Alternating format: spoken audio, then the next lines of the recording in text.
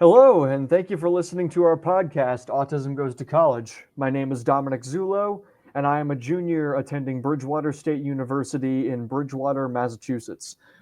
I'm here with an update about how it's all going for me. When I was on this podcast 2 years ago, I was just starting to commute to Bridgewater State after starting out at a community college. Now I'm deeply involved with campus life at BSU. I'm on track to graduate by May 2026 with a bachelor's degree in communication sciences and disorders and a minor in music.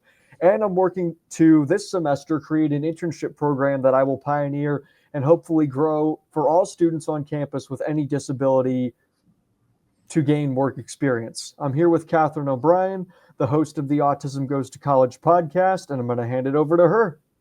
Hey everyone, Dom, welcome back and thanks for joining us again. So catch us up a little bit. When we left off, you had just made the transition from community college and transition to Bridgewater State, which is a 4-year mixed residential and commuter school. You said at the time you were thinking of moving to campus. How's that worked out? So weirdly enough, I eventually decided not to live on campus and just go forward with commuting because I realized that even as a commuter, there were still ways that I could get involved. Obviously, the residents know each other more, so they're more close knit. But whereas the residents seem to have their own little friend groups that they hung out with, I like my close friends, but I'm not somebody who wants to be with, the same person all the time. I try to go from person to person to give all the people that I'm close with on campus an equal amount of time.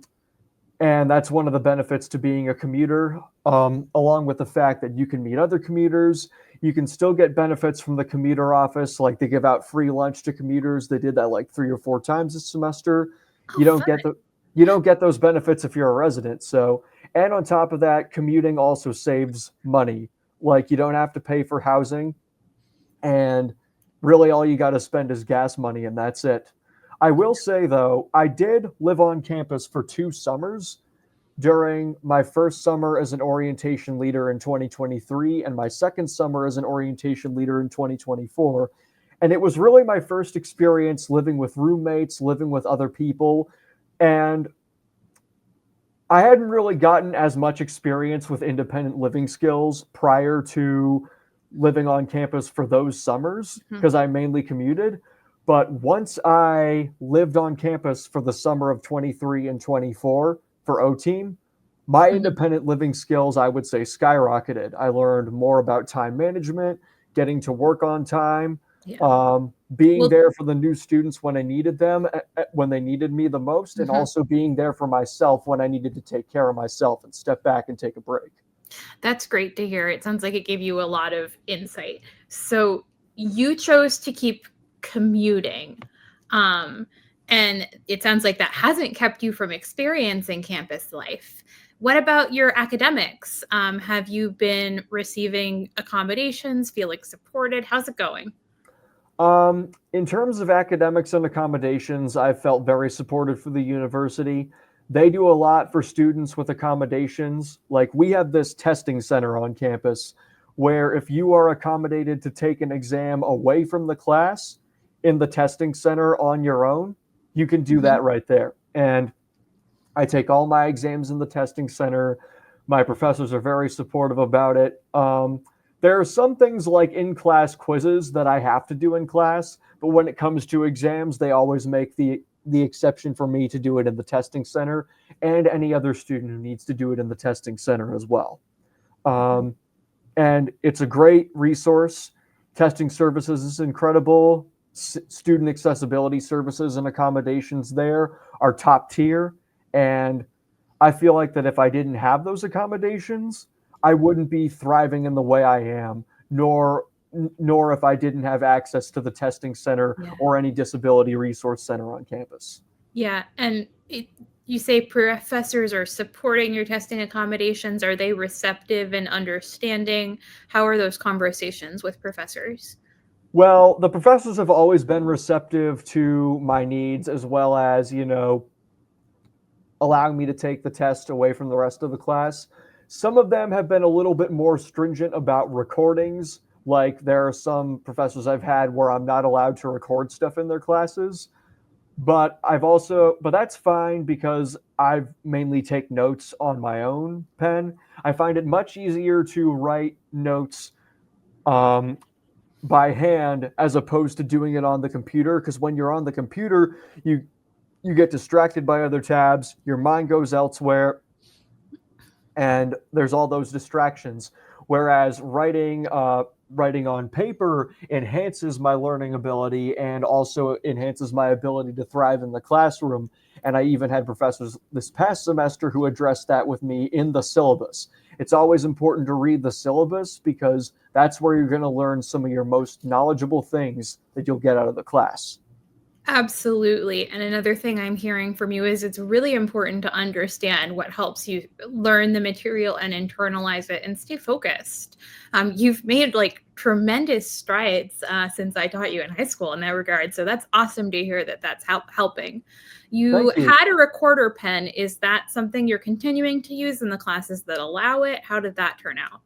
I would say it's not something that I'm going to continue using because I kind of dropped it after sophomore year because some of my professors, in addition to the fact they wouldn't allow recordings, it just wasn't what was working for me because I found I would never go back to the recordings. It was always too, I'm not like super tech savvy, so I wasn't very good with it.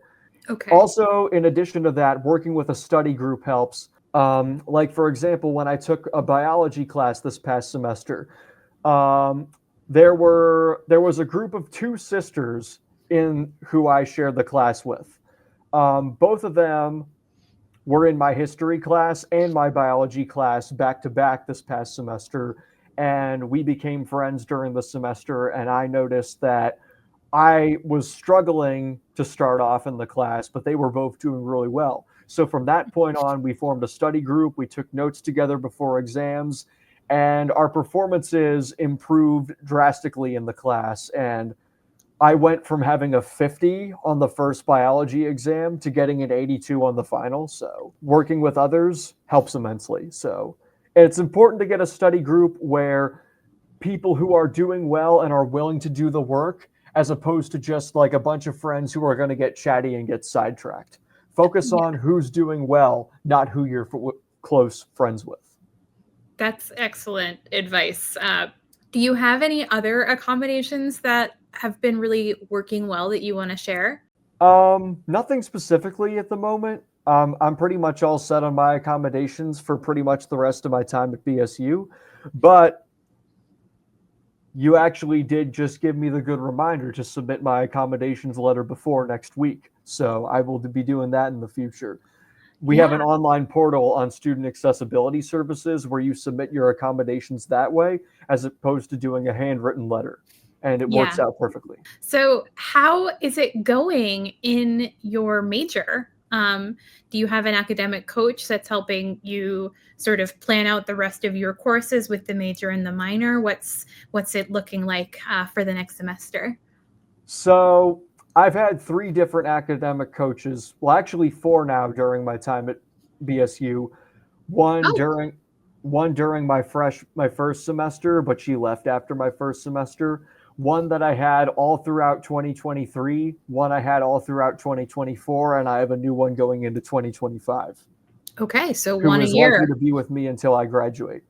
Well, each each coach that I was with previously graduated, and my most recent academic coach, Julia, was actually in grad school for speech language pathology, so she had the same major, except she was in grad school for it. So I learned some tips and tricks about test taking and studying from her, taking notes, being prepared for an exam, and also skills about writing papers. Because while exams are something I struggle with, writing papers and speaking intensive classes are actually something I do very well with. But Oh, great. So you were able to refine some of your strengths too. yep, and the hard work with Julia really paid off because my Hey, current feel free to GPA, brag. it's about a 3.3 currently, which my plan is to at least get it up to 3.5. by the time Mhm. I graduate, and I feel that that's an achievable goal. So, Yeah, absolutely. And the fact that you have been raising it shows that you have the capacity to keep doing that. Do you have a goal to graduate with honors? so at least cum laude at the very least. But I'm not trying to go for like the highest tier, but I believe cum laude is at least a good place. Cum laude is 3.3, magna cum laude is 3.6, and summa cum laude is 3.8, according to the Bridgewater Registrar website. Yeah, different campuses certainly have slightly different ways of finding those levels, but it sounds like you're on track with the 3.3. So great work. Academic coaching has been pretty integral to Yep, getting those skills. absolutely. But the thing that I also learned is don't just do the bare minimum to get by. Aim for the highest grade you can get and do your best. I finished this past semester with all A's and B's and even got my first A in a major class. So Oh, that's wonderful. there's one class that I have to retake for my major, but it's often considered to be the hardest class in the major and is one that I plan to retake to up my GPA and get a better grade. My major is actually a weird one as well because the 200 level classes are actually harder than the 300 level classes. So, Oh, really? yep. Interesting. So, can you say a little bit more about that class that you struggled with? What was so challenging and how are you going to confront it again? Well, I actually had to retake two classes, one of which I finished this past semester with a B plus on the Oh, great retake. work. Okay. But speech anatomy and physiology was was a really hard class that I had to retake, though I did better on it the second time around because anatomy and physiology is a lot of moving parts. You got to know all four lobes of the brain, the respiratory system, the articulatory system, and the Yes. phonatory system, and beyond. And it's a lot of moving parts, a lot of diagrams, fill in the blank, a lot Yes. of memory stuff. And the other class I have to retake is speech and hearing science, Mm. which I cite to be the hardest class I've ever taken at BSU. I do still do plan to retake it, but again, it's a lot of moving parts, more so than speech and hearing science. Again, speech is a lungs up function, and that's primarily what it focuses on. But the what caused me to struggle in that class was I could recite the material word by word, but it would just slip out of my mind once it came to the exams. And knowing that Mhm. I've seen what's on the exams and I have my previous notes, I feel I can do better this upcoming time around. Yeah, and having that previous experience will help you get a much deeper understanding and hopefully much closer to mastery. So I salute you for sharing the experience of And trying and not getting the success and being willing to keep going. yeah, and the professor for that class is also my advisor. What's up, Dr. Eicher? Giving a shout out to my advisor. And I can say that out of all the faculty that I've met during my time at BSU, I've learned more from her than any other faculty that I've worked with during my time at BSU. Oh, wonderful. So I got to give a huge shout out to her. And overall, are you continuing to enjoy your major, finding it, productive to study communication disorders towards your goal of supporting other people with disabilities?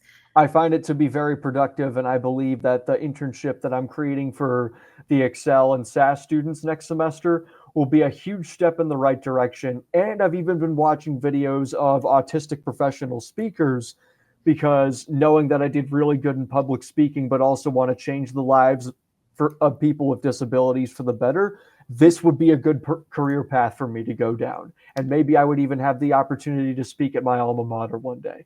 So I know you've had several jobs on campus prior to the internship that you're going to be creating this coming semester. Can you tell us a little bit more about the different jobs that you've had and, living on campus for O Team? How did that go for you? So I've had four jobs on campus, um, three of which I'm currently working. But let's start off with the first job I had on campus. Hmm. Um, Do you still have that job? I do not, but the 2 years that I did it, man, was it sweet. And that Okay, great. was my job as an orientation leader. So last time we did a podcast at the start of the spring 2023 semester, I walked into my orientation team interview thinking, this is something I want to be part of. I'm not sure what to expect. And then I got the email in March right before spring break saying, "Congrats on behalf of CSE. You've been accepted to join O Team for the summer of 2023." And from that point on, it's not just all the friends that I've made along the way and all the connections and all the new students and all the relationships that I've made with the CSE staff and the pro staff and the student staff and the faculty all across campus, but also the growth that I've gotten out of that experience and the fact that I was able to improve my independent living skills drastically. I was able to learn how to support others while also supporting myself at the same time, and vice versa, and getting the opportunity to try new things and do new things that I hadn't done before. Prior to this, I had never gone out on my own with a group of friends, like without parents supporting me on the side. But I was going to the movies with friends. I was going out for ice cream with friends. We would do all these outings when we were off the clock, hang out in the residence hall together. I even hosted a SpongeBob night for all the new residents, and it was so much fun. And then we did the same thing the following summer, and it was amazing. That is amazing. And for reference, Dom, I remember the summer of 10th grade when we did your class's first community-based instruction outing with the Blue Group. And what we did was we walked from our school through the parking lot down the sidewalk to a cafe in another building, and then we walked back, and that was like the whole accomplishment for that group at that time. So just just considering the amount of growth that you've made since then is amazing, and it is a tribute to you and also to all the people that have cared about you along the way, I think, and your family. Truth be told, I will admit, when I was at Milestones, I was kind of, young, dumb, and immature at times, and a lot of the material that was being taught to us was stuff that deep down inside at the time I felt was stuff that was like, oh, I already know this. Why am I being taught this? But after spending 3 years in the real world and especially working in retail and navigating the city on my own, I'd say the staff at Milestones saved my life. And I'm glad that it worked out for you. Oh, so you lived on campus. It was a tremendous growth opportunity. And you've moved into other roles on campus as well, because that was the first job of 4, right? Yep. Starting off was the first volunteer position I held on campus after O Team, which is during freshman year, I was a general member of Program Council. And Program Council is our organization on campus where we put on all the large-scale events for the campus. Bingo nights, karaoke nights, paint nights, large-scale events like concerts and all that sort of stuff, and then the senior traditions events and the spring and fall traditions events, including everything that includes homecoming and the senior events such as commencement ball and the senior Red Sox game. We do all that planning, and I walked into it thinking, hey, I want to be part of this. But one thing that caught my eye immediately was that it was a diverse group of people, but it was very neurotypical. Not a lot of disability inclusion there. And on top of that, disability is often the hidden axis of diversity that is overlooked. And I decided that's a big reason why I wanted to get involved. And throughout my time as a member of Program Council, I was the member recognition coordinator for my internship throughout sophomore year. Now, the member recognition coordinator is the role of basically going around at events, making sure everybody is involved and included in some way, looking to create opportunities to make the organization more inclusive and exciting. And in addition to creating quiet spaces for people with disabilities at our events in the event that we needed it. This past March, I worked with Student Accessibility Services, BSU Excel, CPDC, our Special Olympics chapter, And even some multicultural and LGBT organizations like the LGBTQIA Pride Center and the Legacy Lewis and Gaines Center for Inclusion and Equity on campus, along with other inclusivity groups on campus. And I put on a special neurodiversity themed bingo. And our Best Buddies chapter on campus helped host it as well. Yeah. Going into it, I didn't think I was going to get a large turnout, and we ended up getting an attendance of roughly 200 people that night and a collaboration with 10 organizations on campus.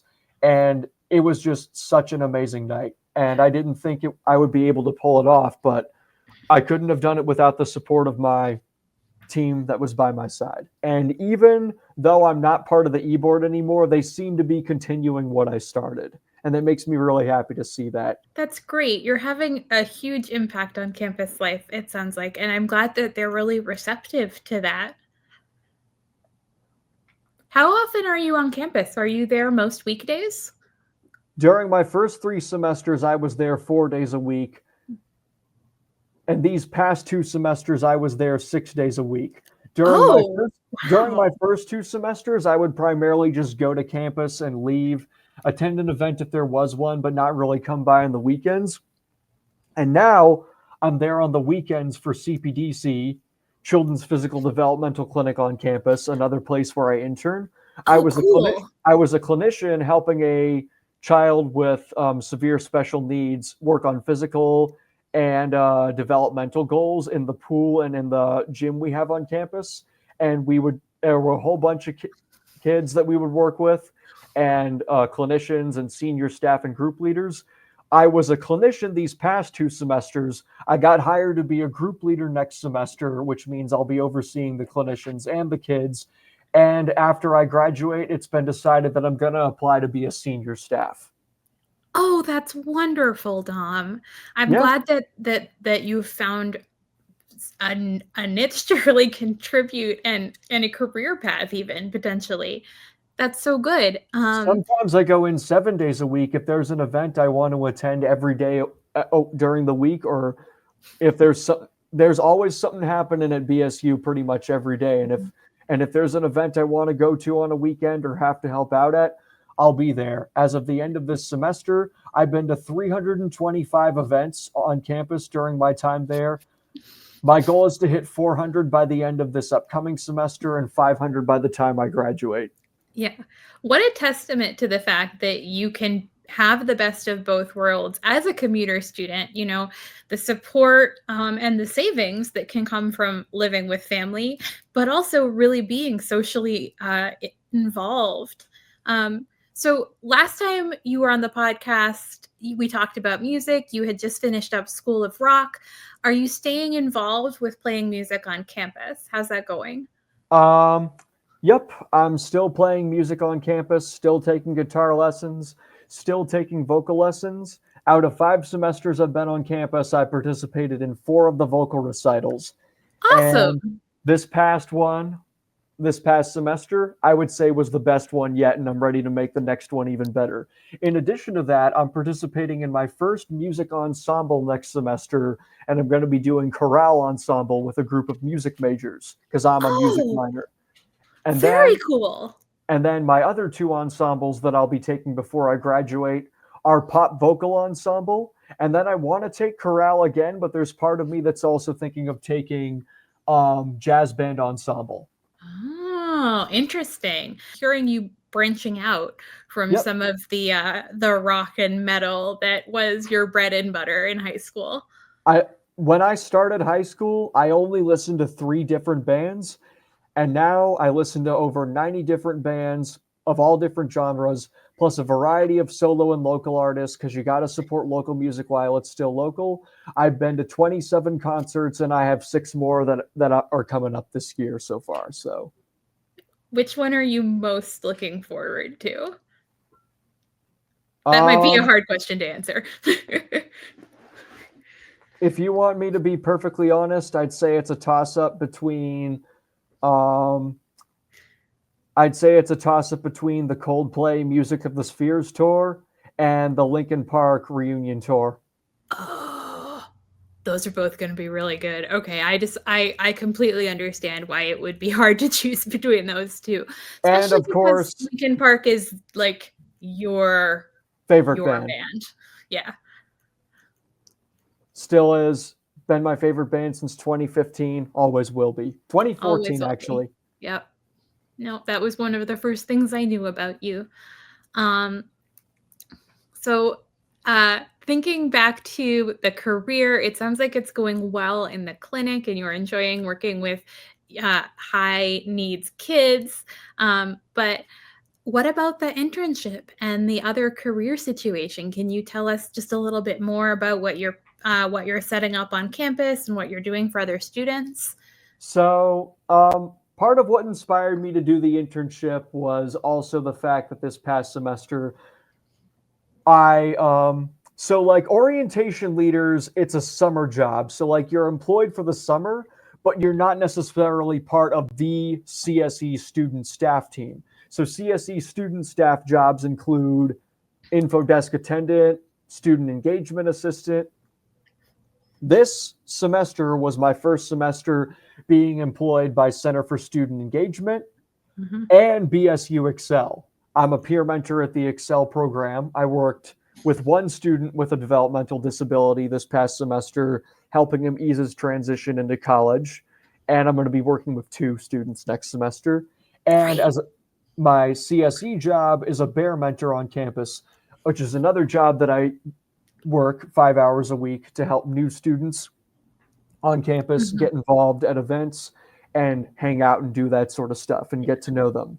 And what inspired me to start this internship was while we had definitely made progress with creating more disability inclusive safe spaces, I know not everybody's going to get the gist, but also try and get my coworkers to understand disability inclusion a bit more. Mhm. Because one thing that I will, this past semester was probably my most stressful semester yet. Because, truth be told, it was difficult being like, I love CSE and everything I do there, but it was a little difficult this past semester being the only neurodiverse student on a mostly neurotypical, roughly 60 student staff roster. And while my coworkers were definitely understanding of it and understood what I did, why I did some of the things I did, I always felt like I had to explain myself. And Mhm. I was always having to explain myself, always trying to, like, prove points across about, like, certain people with autism do things a certain way or react to things a certain way. And while my coworkers were understanding, there were some struggles and occasionally other misunderstandings in that regard that I had to, get worked out. There were Yeah. times as well where I felt like, I was doing too much or going overboard with some of my interactions because I tend to be very affectionate in my interactions with some people. And on top of that, there were also times where like I felt like I'm a guy who really wants to be included and is always trying to include people in certain Mhm. situations. But whereas I was somebody who wanted to go from person to person, a lot of my coworkers already had their set friend groups. And while they did invite me into the conversations, it felt a lot like I was being an outsider or the uninvited guest or kind of being the elephant in the room. And even though they were telling me otherwise, there was part of me deep down inside that felt, maybe I'm doing a little too much. And I found myself overthinking a lot about that. And Yeah. it was kind of frustrating this last semester. I will admit that. Yeah, I mean, it sounds like you were navigating kind of the hidden social roles of employment and also maybe some double empathy issues where the way that you're showing collegiality and wanting to collaborate and being open to being friends is different from what your coworkers are primed to expect being neurotypical. So that's, yeah, definitely tapping into some good stuff there. I think That is what happens when there's inclusion at the event level and inclusion at the seasonal position level. But higher up in the team, everybody has been abled until now. But I'm glad that you have noticed it and are working to create ways for everybody to learn how to better collaborate. Do you have advice for students on the spectrum who are looking ahead, planning for college, or maybe getting into college this winter and thinking about attending in the fall? Some advice that I have is, previously, during the previous one, I spoke about the previous podcast we did. I spoke about, like, don't be afraid to stand up for yourself, be an advocate. But my advice going forward is don't just advocate. Like, if there's a certain, like, if you feel that there's a lack of disability inclusion on campus and that something needs to be done about it, go to the right people. Talk to somebody who you would understand you on a personal level, whether it be somebody neurodiverse or neurotypical. You could create a group, you could create bonds, and by creating bonds with people, working together on creating disability inclusion at universities and making them a better place for all, not only will you form allies and friends in this, you will make your university a better place for all, and certainly, move roadblocks for people who really need that inclusion the most. And most of all, putting inclusion over integration. Because when I first started at BSU, I saw a lot of integration in neurotypical organizations, but I didn't see a lot of inclusion. And while I still feel that there is much work that needs to be done, I am seeing more and more inclusion day by day on a regular basis. More instances of neurotypical students exposing themselves to neurodiverse events and vice versa. And it's just amazing to see what connections we can make and how we can create this and be in this together. Yeah. And I think as autistic students, we are also part of a national and even international network of people advocating on all of our campuses to try to make things more inclusive and more meaningfully representative of the true diversity of the human mind.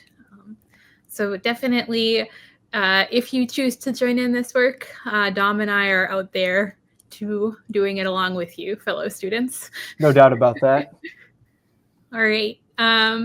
So I think that is our podcast. Thank you so much for the positive updates, Dom. It's great to hear you succeeding on so many levels. And also, like, having setbacks with challenging classes and responding to that so productively. And Thank you. It means a lot.